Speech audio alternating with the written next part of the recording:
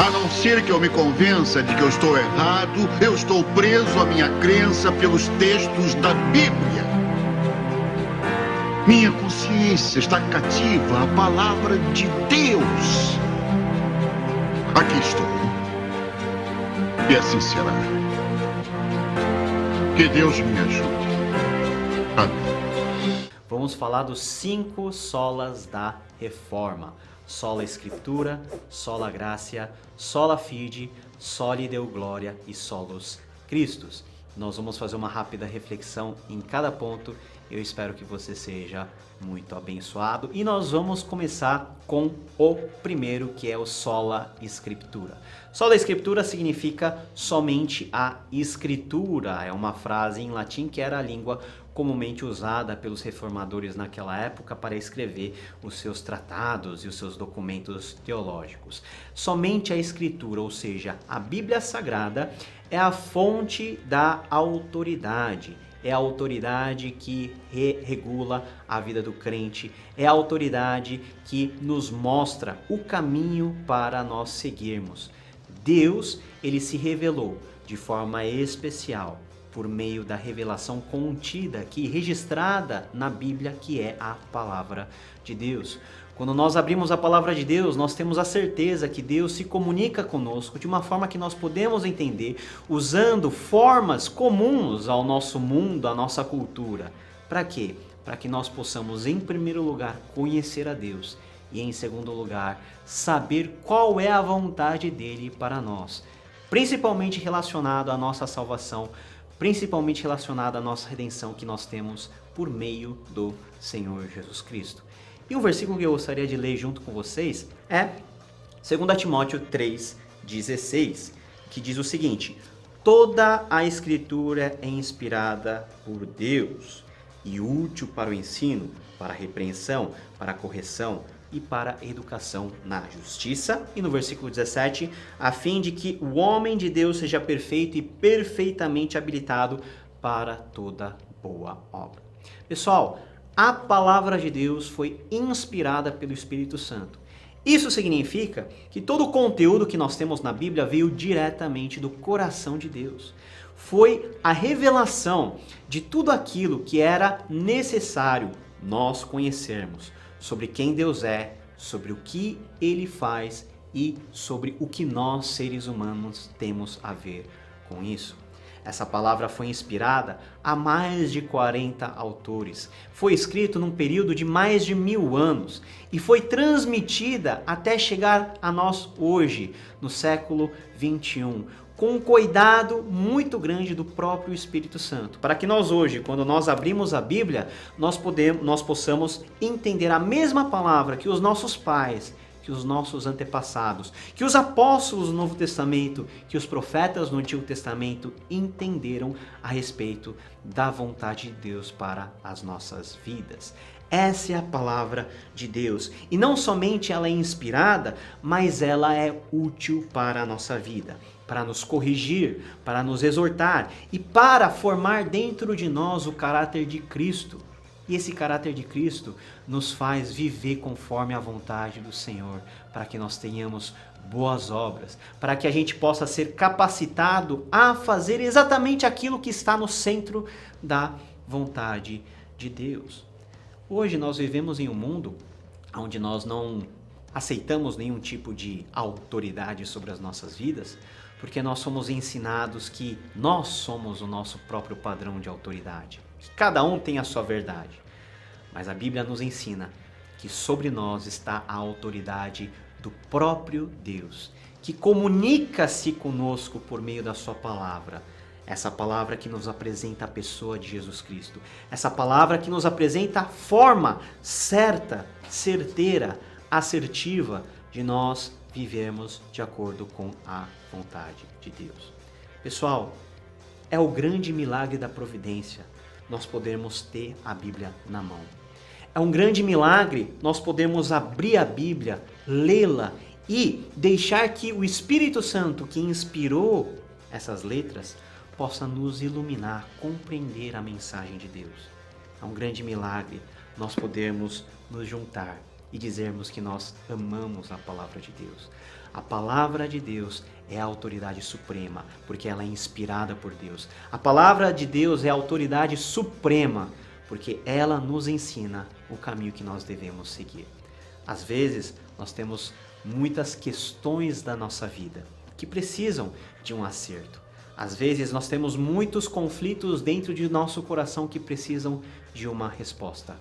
Com certeza, a Bíblia Sagrada contém e direciona você a conhecer a Deus, e conhecendo Deus, você passa a se conhecer melhor. Ame a palavra de Deus, porque é somente pela Escritura que nós conhecemos ao Senhor. Sola Escritura. Graça, favor imerecido, presente doado a alguém sem exigir nada em troca, benefício sem nenhuma necessidade de retribuição. Se formos verdadeiramente sinceros, é o que precisamos durante toda a nossa vida.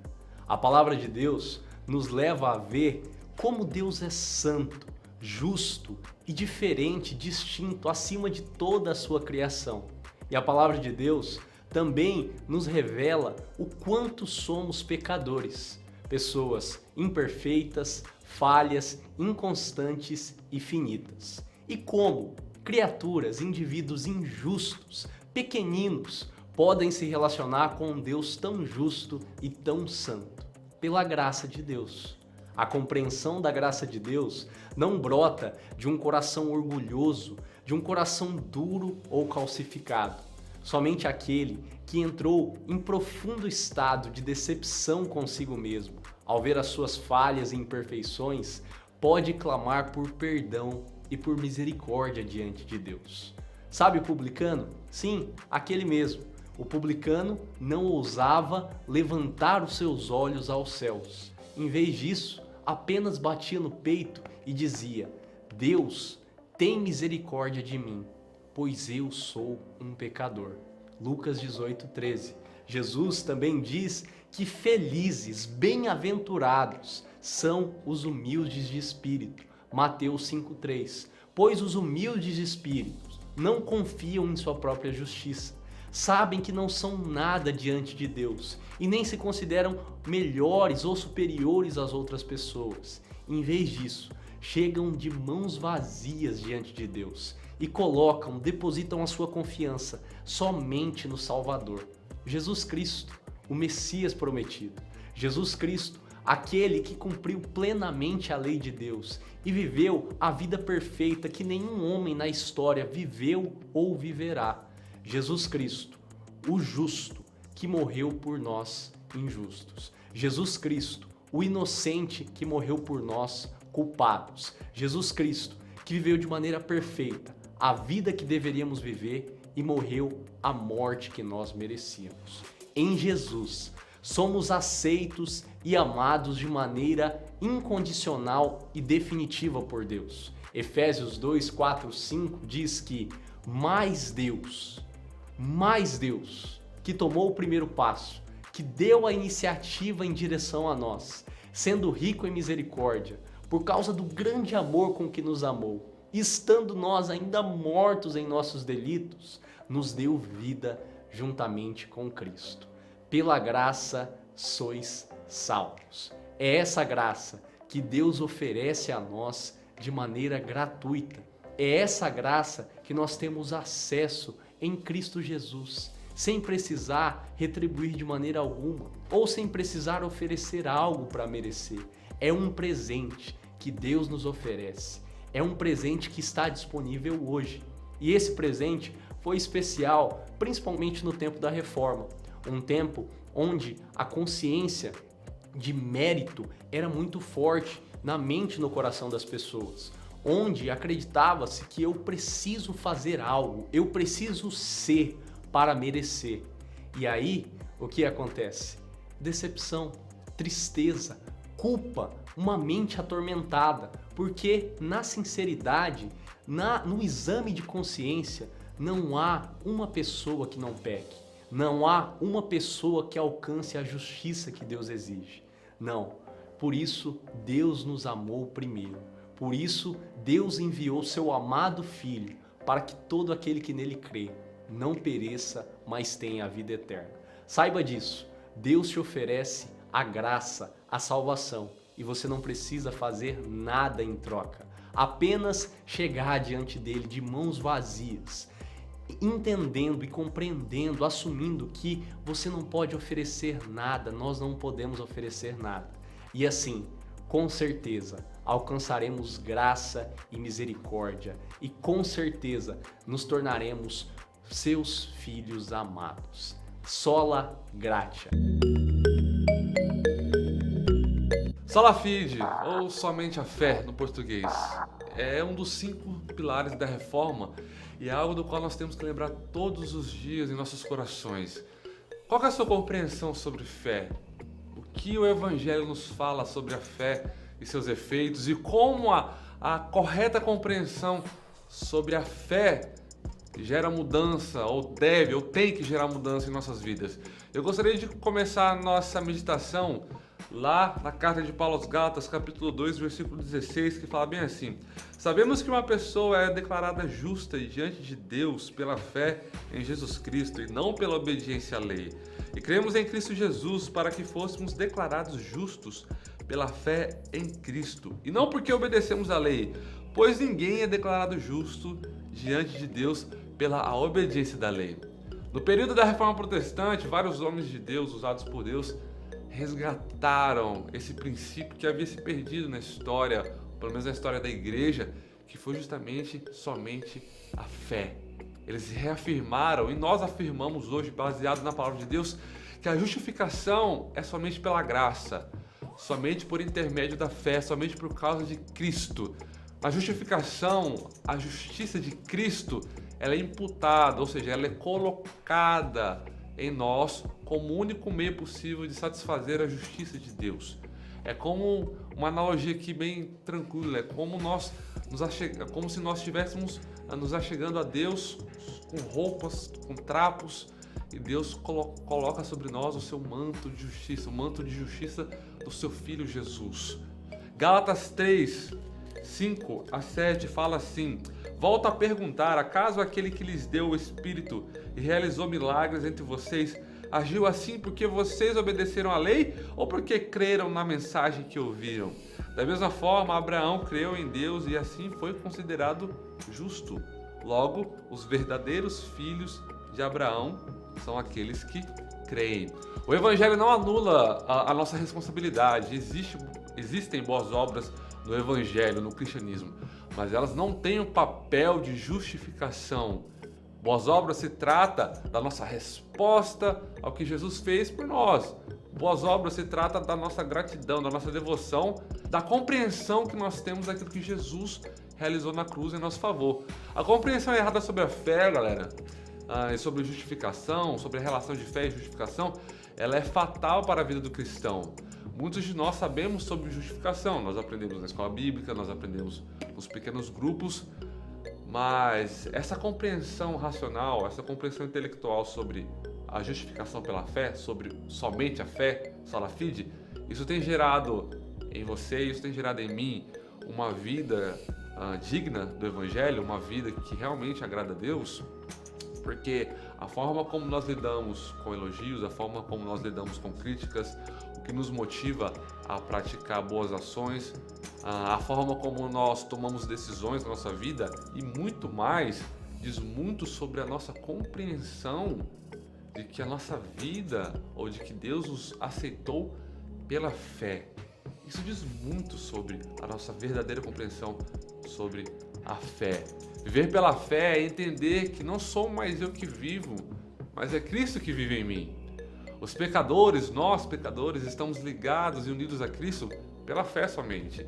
E na fé, unidos a Cristo, faz com que todas as bênçãos espirituais sejam nossas, como está escrito lá em Efésios 1, versículo 3. Assim a fé é suficiente, nada mais é necessário, nada mais é requerido. A fé é perfeitamente adequada para nos salvar, pois ela liga pecadores a um Salvador perfeitamente adequado. Somos ligados a Jesus Cristo. Nós desfrutamos uma salvação perfeita, porque à vista de Deus estamos unidos a um Salvador perfeito. Quando o carcereiro filipense perguntou a Paulo: o que devo fazer para ser salvo? A resposta foi: crê no Senhor Jesus Cristo e será salvo.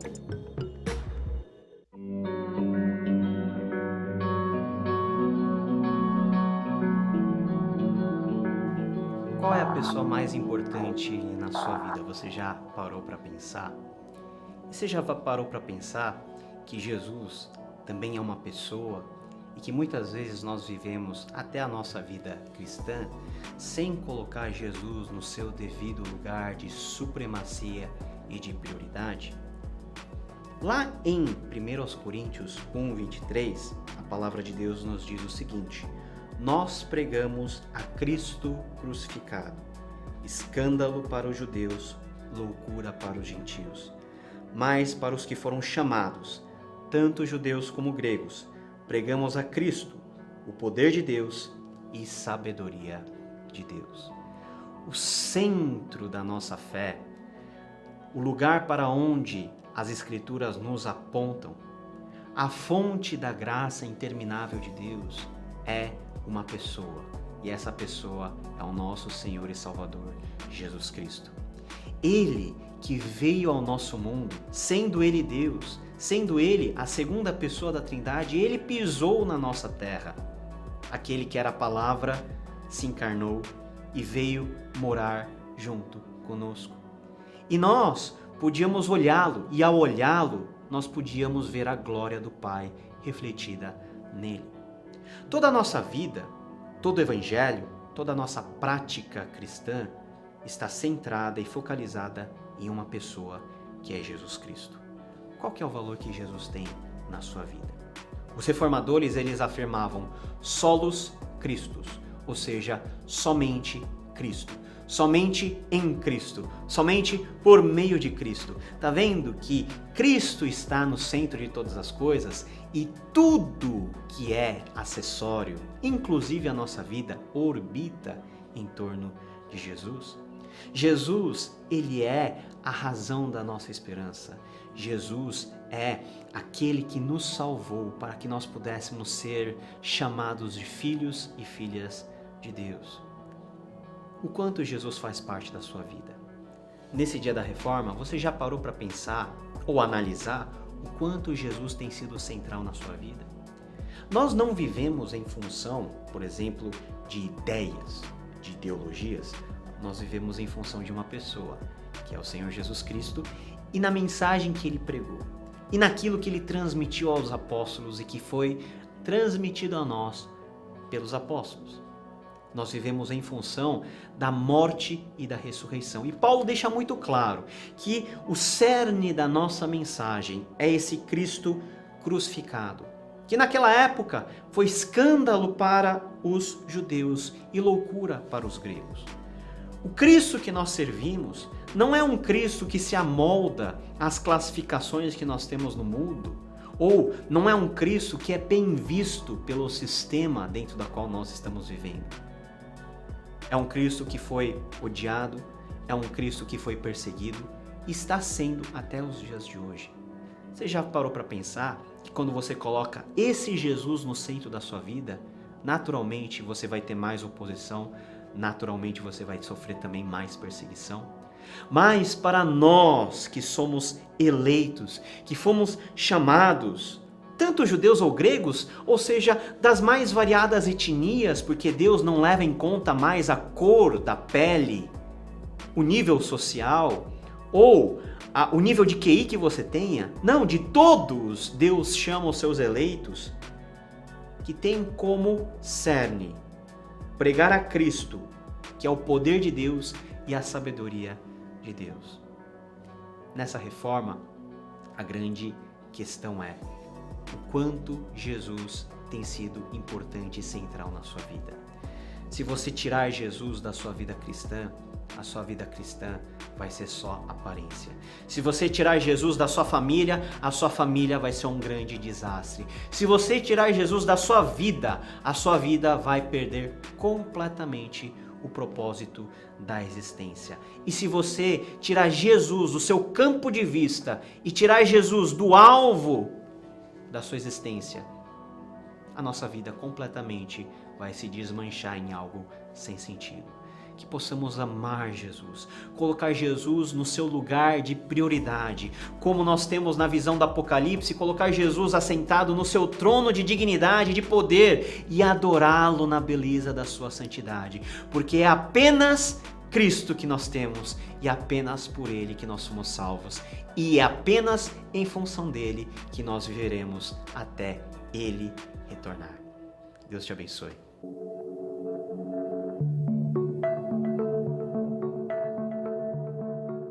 Soli Deo Glória, somente a Deus toda a glória.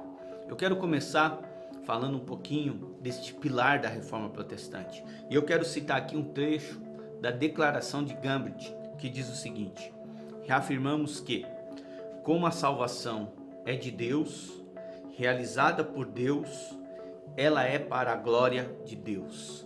E devemos glorificá-lo sempre. Devemos viver nossa vida inteira perante a face de Deus, sob a autoridade de Deus e para a sua glória somente. A Confissão de Fé de Westminster, na sua primeira pergunta, ela diz: qual é o fim principal de todo homem? E ela responde que o fim principal de todo homem é glorificar a Deus e gozá-lo para todo sempre. É dar glórias somente ao Deus eterno e todo-poderoso. A palavra do Senhor em Romanos capítulo 8, a partir do versículo de número 33, diz o seguinte: ó profundidade da riqueza, tanto da sabedoria como do conhecimento de Deus. Quão insondáveis são os seus juízos e quão inescrutáveis são os teus caminhos. Quem, pois, conheceu a mente do Senhor? Ou quem foi o seu conselheiro? Ou quem primeiro deu a ele para que ele venha a ser restituído? Porque dele e por meio dele e para ele são todas as coisas. A ele, pois, a glória eternamente. Amém.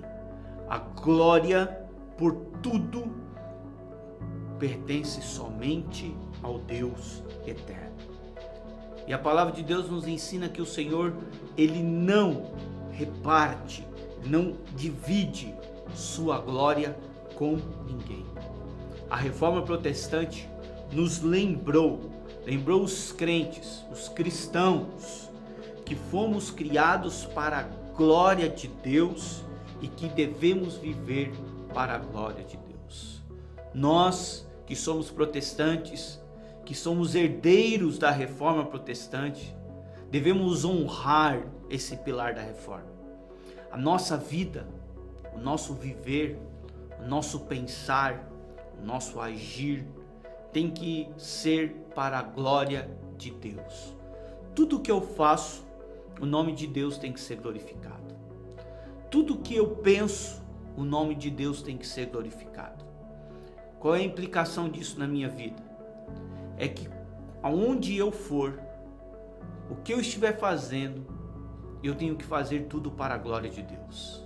Isso requer que eu faça com excelência, com santidade, com amor e tremor diante de Deus. E não apenas no sentido espiritual ou eclesiástico dentro da igreja, mas no seu colégio, na sua universidade, no seu namoro, no seu dia a dia. O nome de Jesus tem que ser glorificado. Tudo tem que ser para a glória de Deus. Estamos vivendo um tempo em que o homem se tornou novamente o centro de todas as coisas. As ciências humanistas têm colocado o homem no centro. Tudo é para a glória do homem, tudo é em favor do homem, tudo é para o bel prazer do homem. E nós aplicamos isso na nossa vida. Então nós achamos que o homem inteligente tem que ser glorificado. Nós queremos esculpir o nosso corpo para que eu seja elogiado, glorificado. Não é isso que as Escrituras nos ensinam. As Escrituras nos ensinam que todo o nosso viver tem que ser para a glória de Deus. Essa é a herança da Reforma Protestante para as nossas vidas. E nós, como jovens que recebemos essa herança, muitas vezes arrotamos uma soberba, um orgulho, dizendo que somos reformados. Mas isso é só da boca para fora. Porque o nosso viver não glorifica a Deus. O nosso namoro, ou o namoro, não glorifica a Deus. Então alguma coisa está errada. Deus, toda a glória. Precisamos tratar seriamente a questão no nosso coração. Tirar o homem do centro e colocar o Senhor no seu devido lugar, que é o centro dos nossos corações. O trono que está no nosso coração tem que ser ocupado por Deus. E a Ele darmos toda a glória e vivermos para glorificar esse nome que é santo, puro, maravilhoso, está sobre todos os nomes. Toda a autoridade foi dada a Ele. É o nome de Jesus. Soli Deo Glória.